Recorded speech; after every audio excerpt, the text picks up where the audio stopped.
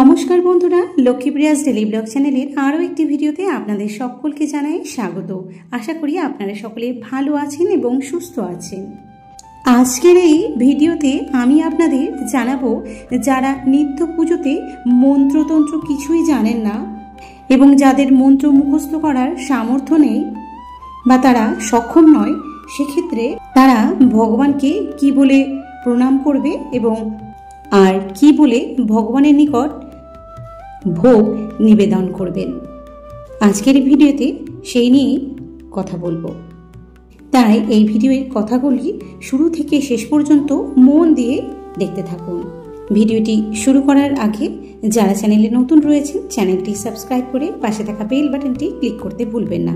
সেই সঙ্গে all নোটিফিকেশনও on করে রাখবেন, তাহলে আমার ভিডিও আপলোডের সাথে সাথে আপনার কাছে পৌঁছে যাবে এবং আপনি দেখে নিতে পারবেন আমার ভিডিওগুলি।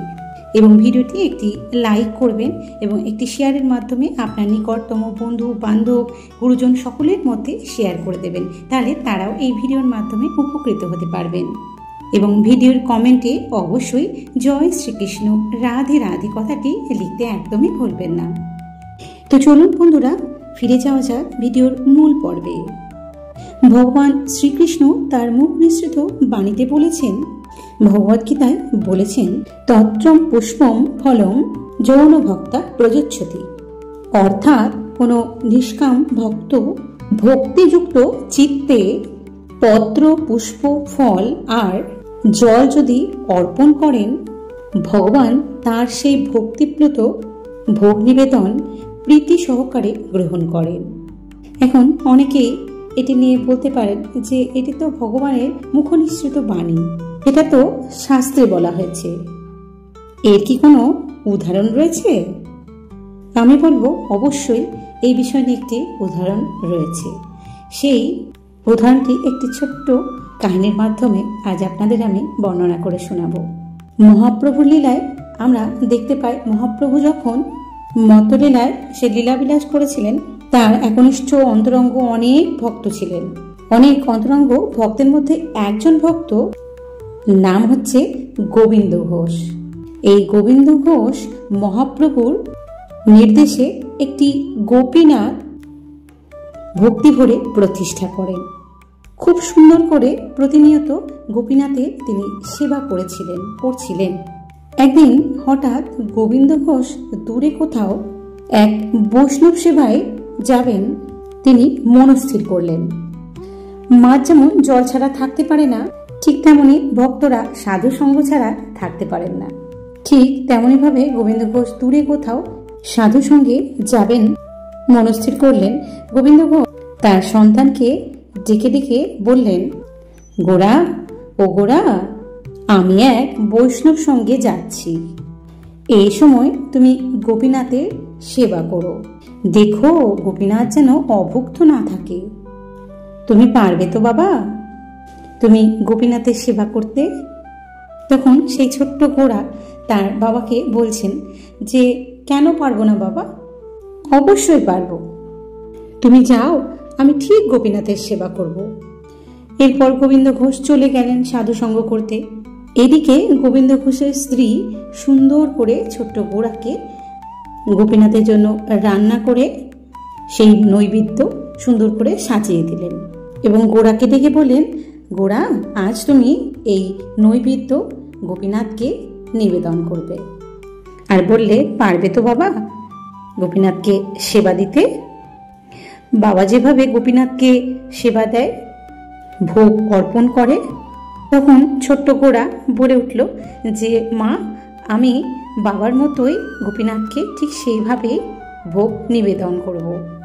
তারপর গোবিন্দ ঘোষের স্ত্রী খুব সুন্দর করে গোরাকে সাজিয়ে দিলেন এবং হাতে সেই নৈবেদ্য তুলে দিলেন গোরার। ছোট্ট গোরা খুব সুন্দর করে ধুতি পরিধান করে গোপীনাথের সেবায় নিয়োজিত হলো। ছোট্ট গোরা মন্দিরে গিয়ে উপস্থিত হলো। তারপর সেই ছোট্ট গোরা চাঁদ নৈবেদ্যের থালা হাতে নিয়ে গুটি গুটি পায়ে এগিয়ে গেলেন গোপীনাথের সম্মুখে এবং মন্দিরের ভিতরে প্রবেশ করলেন। মন্দিরের ভিতরে প্রবেশ করে মন্দিরের দরজাটা লাগিয়ে দিলেন। বাবা যেভাবে নৈবেদ্য ভগবানের নিকট নিবেদন করে, ঠিক সেইভাবে ছোট্ট গোড়াচাঁদ নৈবেদ্যের থালা রেখে গোপীনাথকে আদর করে বলছে, গোপীনাথ, ও গোপীনাথ, আমি তো ছোট, আমি তো মন্ত্রতন্ত্র কিছুই জানি না, কিছুই পারি না। বাবা তো অনেক মন্ত্র জানে, আর সেই মন্ত্র তোমাকে ভোগ নিবেদন করে। আমি তো কিছুই জানি না, কিছুই পারি না। দয়া করে এই নৈবেদ্য খেয়ে নাও। বাবা আজ বাড়িতে নেই, তুমি দয়া করে এই নৈবেদ্য গ্রহণ করো গোপীনাথ, খেয়ে নাও। এভাবে অনেক সময় অতিবাহিত হলো, কিন্তু গোপীনাথ কোনোভাবেই সেই নৈবেদ্য গ্রহণ করছে না। ছোট্ট শিশু, তার হৃদয় নির্মল, স্বচ্ছ। সে মনে করেছে সত্যি সত্যি গোপীনাথ এসে তার কাছ থেকে ভোগ নিবেদন নেবে। সে ভেবেছে সেই ভোগ সেই থালা থেকে গোপীনাথ স্বয়ং নিজে মুখে খাবেন। এই ভেবে সে গোপীনাথকে অনেক অনেক অনেকভাবে অনুরোধ করতে লাগলো, আর বলতে লাগলো, গোপীনাথ, আমি বোধহয় বাবার মতো মন্ত্রতন্ত্র জানি না, এই জন্যই হয়তো তুমি খাচ্ছ না, আমার ভোগ তুমি গ্রহণ করছো না। গোপীনাথ, খেয়ে নাও, খাও খাও, একবারটি এসো। তুমি যদি না খাও আমি কিন্তু কান্না করব গোপীনাথ। বাবা বলেছে তোমাকে অভুক্ত রাখা চলবে না, তুমি খেয়ে নাও গোপীনাথ, তুমি খেয়ে নাও। এই বলে সে বারবার অনুরোধ করতে লাগলো গোপীনাথকে। তবুও গোপীনাথ সেই নৈবেদ্য গ্রহণ করছেন না। তখন সেই ছোট্ট গোড়া, বাচ্চা গোড়া বলছে গোপীনাথকে, গোপীনাথ, এবার যদি তুমি না খাও তাহলে কিন্তু আমি এই নৈবেদ্য জলে ফেলে দেব। তারপরে খুনি বলছে, না না গোপীনাথ, আমি এমনি বলছি। গোপীনাথ, তুমি খাও, খেয়ে নাও গোপীনাথ। এইভাবে বারবার সে অনুরোধ করতে লাগলো। কোনোভাবেই গোপীনাথ যখন শুনছে না, এইভাবে অনেকবার অনুরোধ করার পর তখন ছোট্ট গোড়া রেগে গেছে। তখন রেগে গিয়ে গোড়াচাঁদ বলছে, গোপীনাথ, আমি কি ভেবে নেব তুমি কাঠের পুতুল? আর যদি তুমি এই নৈবেদ্য গ্রহণ না করো তাহলে তোমাকে আমি মারব। এইভাবে ছোট্ট শিশু তো তার ভাবের কথা নানানভাবে গোপীনাথকে জানাচ্ছে। ছোট্ট শিশু নির্মল হৃদয়ে সেই গোপীনাথকে কথা বলছে। ভালো মন্দ খারাপ কিছুরই বোধ তার নেই, অবুঝ বালক, নিতান্ত একটি ছোট্ট বাচ্চা। এই বলতে বলতেই সেই ছোট্ট গোড়াচাঁদ একটি লাঠি হাতে নিয়ে দাঁড়িয়ে এবার বলছে, তুমি গোপীনাথ এবার যদি না খাও তাহলে এবার কিন্তু আমি তোমাকে মারব। তখন গোপীনাথ কি করে? গোপীনাথ ভাবছে যে এই বালক তো মনে করেছে আমি সত্যি সত্যি তার সামনে প্রকট হব এবং এসে সেই নৈবেদ্য গ্রহণ করব। আরে বাবা, আমি দর্শনের মাধ্যমে নৈবেদ্য গ্রহণ করতে সক্ষম। সেই কথা সেই ছোট্ট শিশু বুঝতে পারছে না, বাচ্চা তো।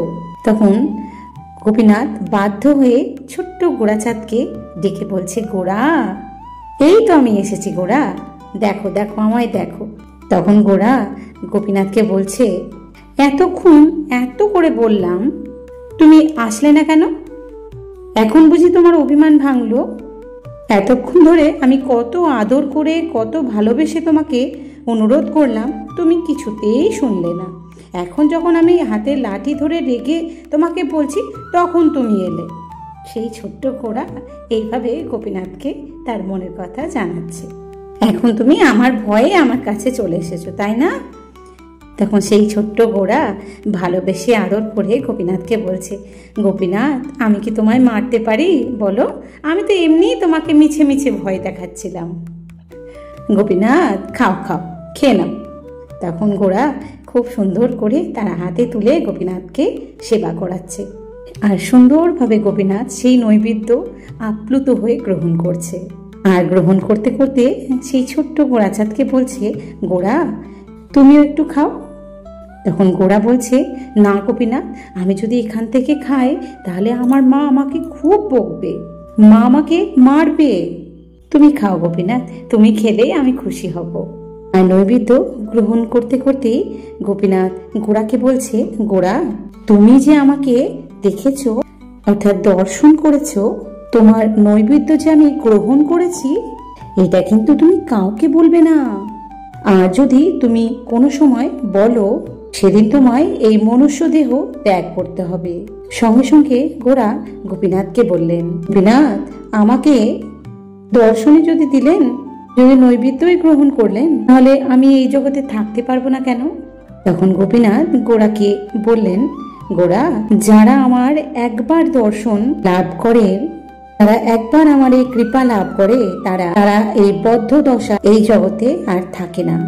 তুমি যেহেতু আমার দর্শন লাভ করেছো, এই কথা যদি তুমি কাউকে বলো, সঙ্গে সঙ্গে তোমাকে এই মানব দেহ ত্যাগ করতে হবে, আর আমি তোমার জন্য অপেক্ষায় রইলাম। এই বলে গোপীনাথ অন্তর্ধান হয়ে গেলেন। গোবিন্দ ঘোষের ছেলে সেই ছোট্ট গোরা ভোগের থালা হাতে নিয়ে মায়ের সামনে এসে দাঁড়িয়েছে। গোবিন্দ ঘোষের স্ত্রী গোরাকে বলছে, গোরা, ভগবানকে যে ভোগ লাগিয়েছো তার প্রসাদ কই? তখন গোরা মাকে বলছে, মা, এই নৈবেদ্য গোপীনাথ খেয়ে নিয়েছেন। গোবিন্দ ঘোষের স্ত্রী গোরাকে বলছে, গোরা, তুমি এত বড় মিথ্যা কথা বলছো? এতদিন ধরে তোমার বাবা ভোগ নিবেদন করে, কোনোদিন তো এইভাবে নৈবেদ্য গ্রহণ করেন না। আজ এই নৈবেদ্য কোথায় গেল? সত্যি কথা বলো, নিশ্চয় তুমি খেয়ে ফেলেছ। এইভাবে গোরার মা গোরাকে খুব বকছে। তখন সেই ছোট্ট গোরার মা গোরাকে বুঝিয়ে বলছে, বাবা, তুমি সত্যি কথা বলো, তুমি খেয়েছো নিশ্চয়, আমি ক্ষমা করে দেব, তুমি সত্যি কথাটা বলো। তখন গোরা অনেক ভেবে সে বলতে চাইছিল না, কিন্তু সে অবশেষে বলল। এবং গোরা বারবার তার মাকে একটি কথাই বলছিল যে, মা, দয়া করে তুমি এর থেকে বেশি কিছু জানতে চেও না, আমি বলতে পারবো না। কিন্তু কোনোভাবেই গোবিন্দ ঘোষের স্ত্রী মানতে রাজি নয়, সে জেনেই ছাড়বে। অবশেষে গোরা সত্যি কথাটা বলল, মা, গোপীনাথ স্বয়ং প্রকট হয়ে আমার এই থালা থেকে নৈবেদ্য গ্রহণ করেছেন। আমি যখন নৈবেদ্যের থালা নিয়ে গোপীনাথের সামনে বারবার অনুরোধ করছিলাম, কত ভালোবেসে আদর করে গোপীনাথকে খাওয়াবার চেষ্টা করছিলাম, কিন্তু গোপীনাথ এসে তখন পর্যন্ত গ্রহণ করছিল না। তারপর যখন অনেক অনুরোধ করে আমি রেগে গেলাম, তখন গোপীনাথ আমার সামনে প্রকট হলো এবং আমার এই নৈবেদ্যর থালা থেকে সম্পূর্ণ নৈবেদ্য খুব তৃপ্তি করে গোপীনাথ গ্রহণ করলো। এবং সেই সঙ্গে গোপীনাথ এটাও বলল, তুমি যদি আমার এই যে দর্শন লাভ করেছো এই কথাটি যদি কাউকে বলো, তাহলে সেই সঙ্গে তুমি কিন্তু এই পৃথিবীতে থাকতে পারবে না, তোমাকে প্রাণ ত্যাগ করতে হবে। এই কথাটি বলার কিছুক্ষণের মধ্যেই সেই ছোট্ট গোরা মারা গেল। তারপর গোবিন্দ ঘোষ সাধুসঙ্গ করে এসে বাড়িতে তো শোকের ছায়া, অনবরত গোবিন্দ ঘোষের স্ত্রী কেঁদেই যাচ্ছে। তখন গোবিন্দ ঘোষ মন্দিরে গিয়ে গোবিন্দ ঘোষ খুব দুঃখ করে গোপীনাথের নিকট জানাচ্ছে যে, হে গোপীনাথ, এই কি করলে তুমি? আমার একটি মাত্র সন্তান, সেটাও তুমি কেড়ে নিলে। এখন আমি মরে যাওয়ার পর আমার সমস্ত ক্রিয়াকর্ম কে করবে? এই তর্পণ, এই শ্রাদ্ধ, শান্তি, সকল কর্ম কে করবে?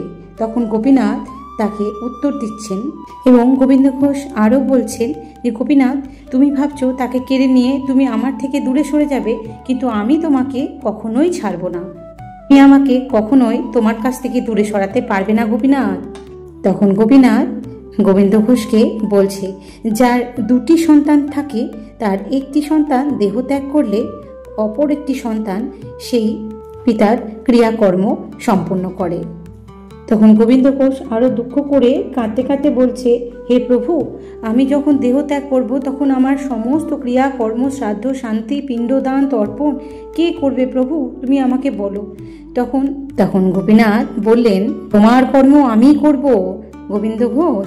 তখন সেই গোবিন্দ ঘোষের কর্ম স্বয়ং গোপীনাথ করেছিলেন।